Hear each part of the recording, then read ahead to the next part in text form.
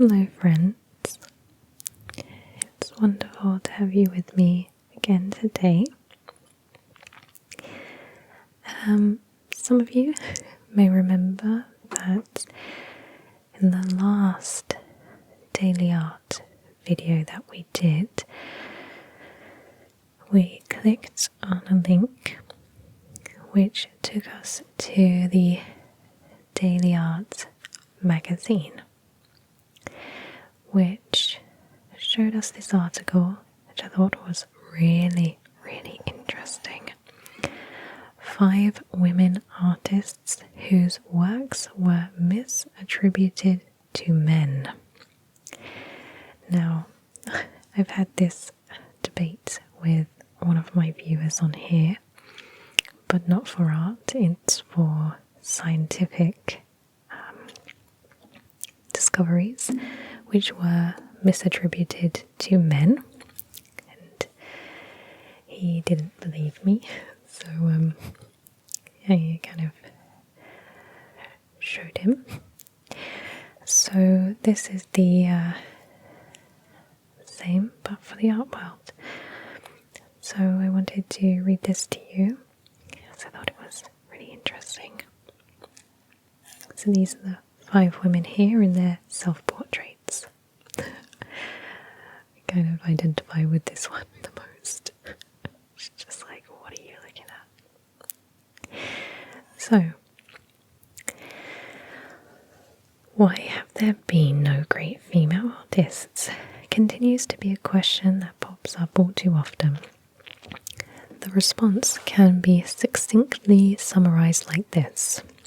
Female artists have existed for centuries, but we just haven't been aware of them. There are plenty of reasons for our ignorance. The general anonymity surrounding the women whose craft did not call for signatures, and women taking their husband's last name are 2 among many oversights that have undoubtedly harmed the position women hold in art history, complicating the process of correcting misattribution. There is, of course, a more sinister explanation for the inadvertent lack of women in the arts. It is one that implicates the men surrounding talented women, whether it be husbands, teachers, or art dealers. They often obscured women's identities and attributed their paintings to male artists. This systematic misattribution essentially meant the erasure of women from the art historical canon, which eventually resulted in their erasure from history itself. Their names have only managed to resurface recently with the use of technological expertise by scholars who are no longer willing to look the other way. It is worth recognizing the names and exploring the I can never pronounce this word. Of women who have suffered from such injustices. There are many who have been discovered so far and many more still waiting, like Artemisia Lewis, who we looked at in one of the very first Daily Art videos. So let's start with number 1. Sofonisba Anguissola. Sofonisba Anguissola, 1535 to 1625, was an Italian Renaissance painter specializing in portraits. One of the first women to receive formal artistic training, she quickly reached international levels of fame. Her artistic genius was eminent enough for the Spanish court to invite her to tutor the Queen, Elizabeth of Villers, and to serve as a court painter for King Philip II. However, her official position was lady-in-waiting. This made identifying her works difficult later on, combined with the fact that she rarely signed them. Court portraits make up the majority of her oeuvre. The the explanation for their misattribution is rather simple. Anguissola was the unofficial court portrait painter. This meant that there also had to be an official one, a subpar but male painter. Alonso Sanchez Coelho assumed that role, serving mostly as an assistant to Anguissola and helping her with her workload. A fire that broke out in the Spanish court during the 17th century destroyed most of her works. When her remaining paintings were found unsigned, a consultation of the historical record hinted towards the author of the works being Coelho, as he was officially the appointed court painter during Philip's reign. As a result, historians attributed almost all of Sofonisba Anguissola's court portraits to him, a misattribution that lasted for 3 centuries. This is one of him.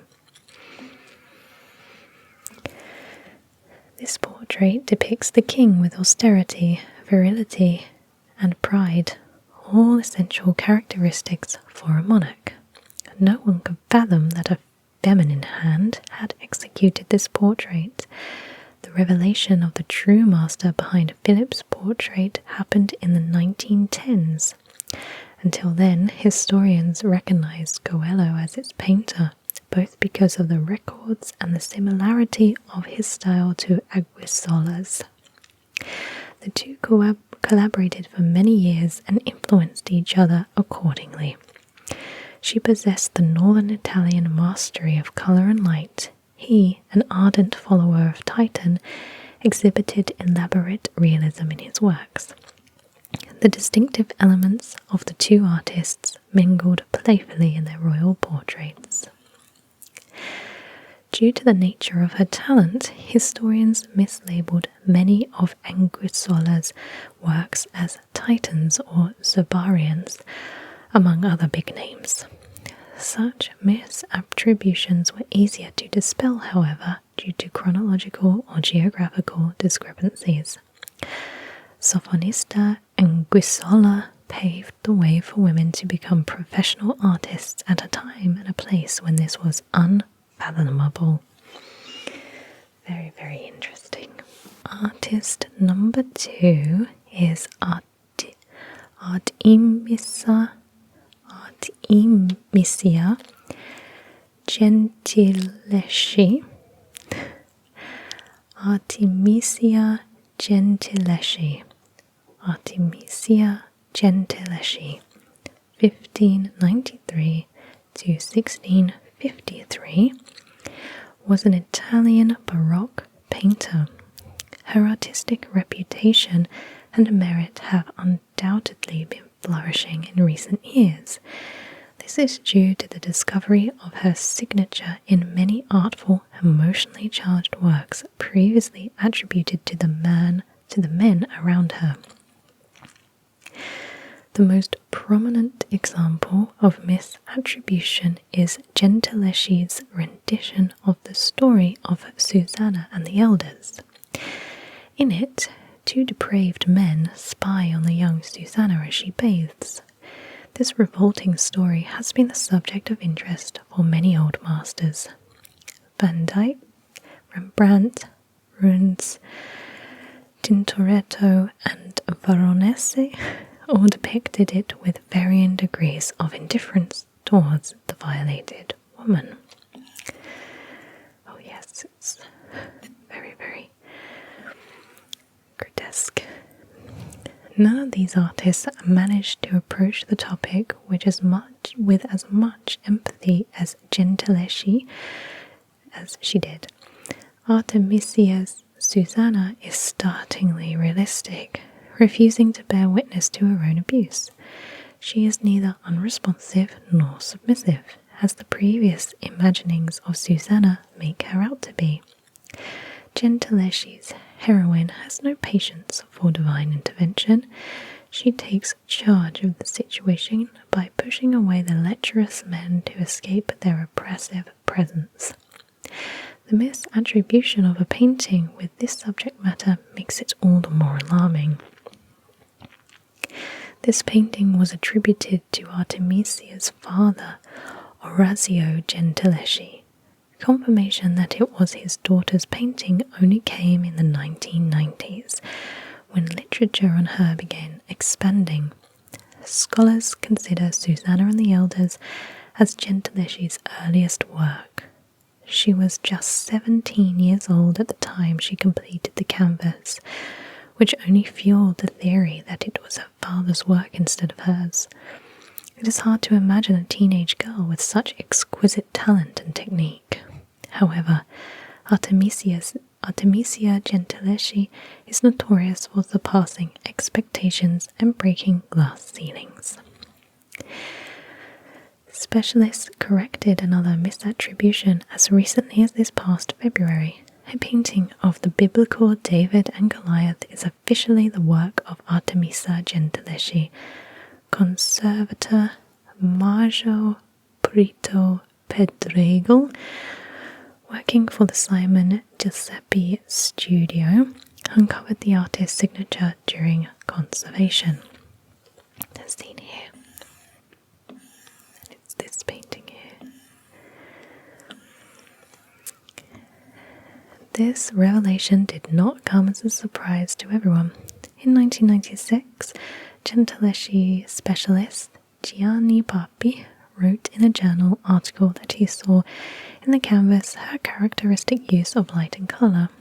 Nevertheless, the assumption was that it had been a painting of one of Orazio Gentileschi's students, a minor artist by the name of Giovanni Francesco Guerreri, 1589 to 1655.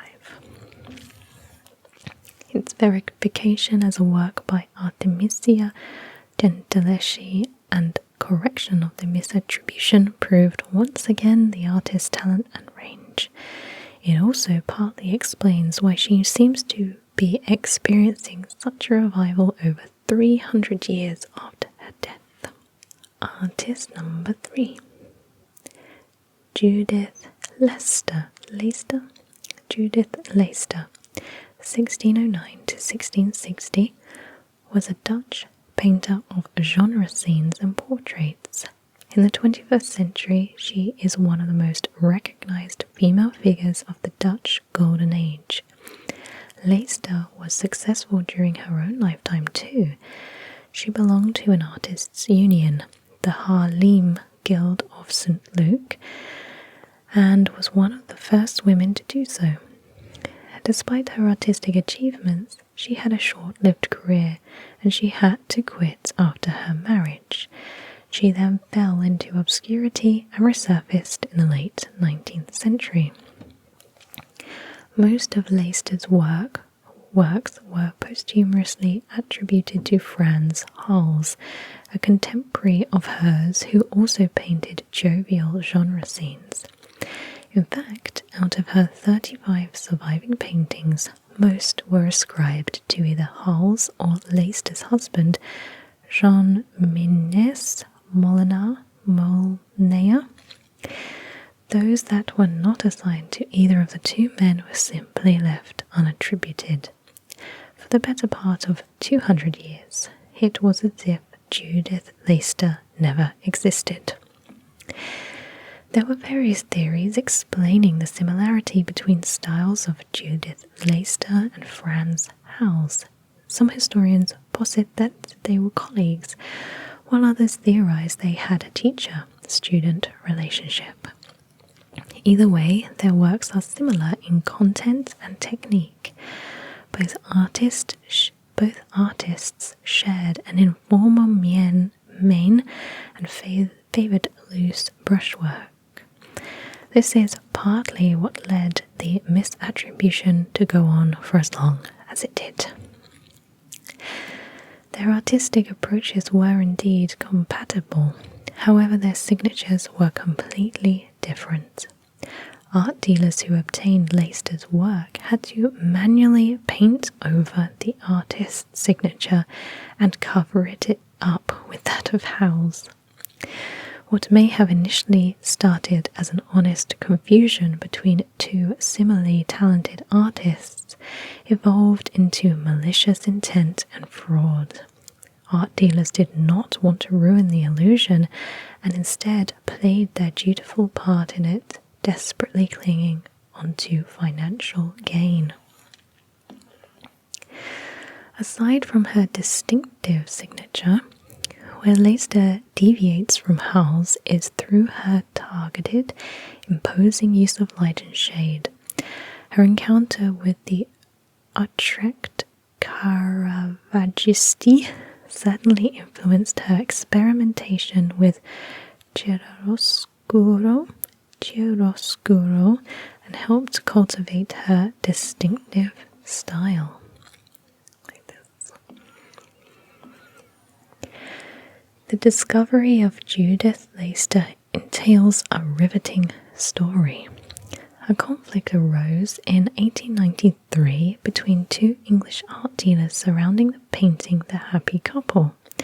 In it, a young man and a woman are drinking and playing music whilst in a state of euphoria. I thought they were children. Okay. One dealer purchased the work from the other and then sold it to a customer. The buyer noticed a foreign signature and took the case to court, suspecting forgery. The result of the investigation brought to light more than anyone could have imagined. Dutch art historian Cornelius Hofstede de Groot testified in court as an expert witness, confirming definitely that the signature found on the Happy Couple did not belong to Frans Hals. It belonged to a female Dutch painter named Judith Leyster. As the monetary value of the painting dropped by a steep 25%, the dealers blamed each other for the misattribution. Meanwhile, no one celebrated the discovery of the previously unknown painter. Of course, de Groot's discovery helped track down 7 more Leyster's works bearing her characteristic signature. Her name began gaining traction, and she is now part of mainstream art history, with major institutions dedicating exhibitions to her. Many art historians believe that we haven't seen the last of Leyster and that she didn't stop painting after her marriage. We just haven't discovered the entirety of her oeuvre yet, some of which might still be erroneously attributed to her husband. So, artist number 4 is Marie-Denise Villers. Marie-Denise Villers, 1774 to 1821, was a French neoclassical painter, a specialist in portraiture and a pupil of Jacques Louis David. Art historians attributed to her portrait of Charlotte Duval d'Orgnes' young woman drawing, a highly discussed painting only recently. The painting here. The work is a mystery in more ways than one. Its subject matter, despite what the title might insinuate, remains vague. While the young woman painting is at the center of it, she has a desolate expression. She is holding what appears to be a canvas, and she is looking directly at the viewer as if to ask for help. Behind her, we see a window with a broken glass panel. Through it, an enamored young couple can be spotted in the distance. This composition, along with the intense contrast of light and shade, create an unsettling atmosphere for what, at first glance, appears to be a mundane portrait. The painting's authorship has been equally vague and debatable for centuries. Jacques Louis David, Villers' major influence, was the first name thrown into the authorship pool, and it's not hard to see why. The misattribution probably happened at some point after the acquisition of the portrait by the Duval d'Orgnes family. It is unknown whether or not this was deliberate. Perhaps the family wanted to boast about owning a work of the famed artist, or perhaps it was the educated guess of someone who had studied David enough to spot the similarities, but not enough to spot differences. The Metropolitan Museum of Art acquired the painting in 1917. In 1951, Met curator Charles Sterling verified that the painting was first exhibited during the Paris Salon of 1801, the year when Jacques-Louis David boycotted the exhibition. This excluded him from the list of potential authors once and for all. Sterling then went on to propose that a woman had painted this canvas. 4 decades later, in 1995, Margaret Oppenheimer proved him right through fastidious research of the records of Jacques-Louis David's students.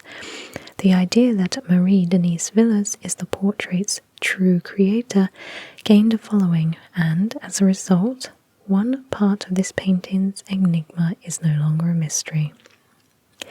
There is still ongoing interest and scholarship on it to this day. In 2011, art historian Anne Higonnet argued the painting is a self-portrait of the artist, and the Duval d'Ognes family renamed it Portrait of Charlotte Duval d'Ognes only after purchase. What supports this is that the sitter's features resemble the way that Villers' sister, Marie-Victoire Lemion, also a painter, depicted her. Regardless, this work constitutes a masterful portrayal of a young woman artist. In the last 2 decades, it has traveled to exhibitions throughout both the United States and Europe. The painting has managed to enchant museum goers, even those unaware of the complicated story behind it, with its powerful energy and enigmatic composition. And the 5th and final artist is Caroline Louisa Daly. Caroline Louisa Daly, Daly, 1832 to 1893, was a 19th century Canadian landscape painter. Discovered in 2017, she had been hiding in plain sight for over 50 years. The gallery housing her watercolours attributed them for decades to John Corey Wilson Daly and Charles Daly. The slow reveal of the artist's identity began with a visit of Caroline Louisa Daly's great-grandson Richard Jenkins to the Confederation Centre Art Gallery in Prince Edward Island, Canada. The paintings he saw there reminded him of his great-grandmother's canvases. He contacted the gallery with his postulation. The paintings attributed to John Corey Wilson Daly and Charles Daly belonged to a different Daly entirely. The museum staff proceeded to launch a 2-year investigation into historical records to uncover the truth of his claims, and the findings astounded them. They found that the attributions to John Corey Wilson Daly and Charles Daly were completely insubstantial. There was no evidence other than their last names pointing to either man being the author of any of the art hanging on the gallery's walls. In fact, the former was not even a painter, and the latter had never visited the real locations depicted in the paintings. After Caroline Louisa Daly's family provided the museum with some of her works they had in their possession, the fact that the same artist was behind those canvases and the ones the gallery owned became immediately clear. The truth was in the details. The way that Daly portrayed windows and trees was very characteristic. According to Paige Matthey, gallery registrar and lead researcher on Jenkins's inquiry. In her opinion, this misattribution is representative of a wider trend to ignore the accomplishments of women and downplay them. She doesn't believe the misattribution was intentional, just an accidental error with unpredictably unfortunate consequences. I just call it laziness.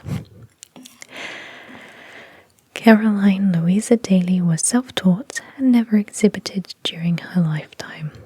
Only friends and family were aware of her keen eye for detail and her knack for architectural design. As for the artistic value of these watercolours, Matthew states that we fail to consider their sublime level of detail. The same museum responsible for the misattribution made amends. It launched a monographic exhibition dedicated to the unmasked artist, introducing Caroline Louisa Daly, curated by Matthew herself. It included 6 of Daly's works that the gallery already owned, as well as 6 more donated by her family.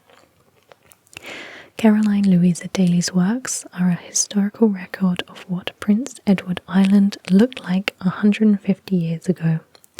This is something we cannot take for granted, as evidenced by the poor record keeping that led to this misattribution. The discovery has been described by pundits as a little feminist victory, and a victory it is. So they sum it up all at the end in a disheartening conclusion. The reason for misattribution and subsequent erasure of these artists, among many others, are manifold. Yet the most prominent and obvious one is monetary gain. It is a disappointing historical fact, still true today, that established cultural institutions significantly undervalue women's art.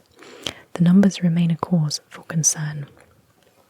Meanwhile, collectors, galleries, and museums continually choose to exhibit the works of male artists, while women continue to be overrepresented in art schools, yet underrepresented in exhibition spaces. It's not for a lack of talent. The touted inclusivity of the art world leaves much to be desired. It leaves women, particularly those not affluent enough to attend prestigious art schools or develop art world connections, their art and their narrative completely outside of the equation. Thus, women's stories are left perpetually untold. I feel like this is very, very true still for the film world as well. The process of correcting misattributions is lengthy and exhaustive, full of bureaucratic obstacles and brick walls of records. However, as evidenced by the stories of Sofonisba, Anguissola, Artemisia, Gentileschi, Judith, Leyster, Marie-Denise Villers, and Caroline Louisa May, who are only the most prominent examples in a large sea of women artists who have been wronged by history, it is nevertheless a process well worth the trouble. Corrective reattribution of artworks is not only something with cultural consequences, it also has considerable socio-economic ramifications, and it sets a positive example of rectifying historical wrongs against minorities. So that is a really brilliantly written article, and I really enjoyed learning about these 5 different female artists here. I'll put a link to this Daily Art Magazine article so you can check it out for yourself if you want to research more about any of these artists and their work. So thank you so much for listening, guys. I hope you found this to be relaxing as well as informative, and I look forward to seeing you in my next video. I hope you have a wonderful day. Take care. Bye bye.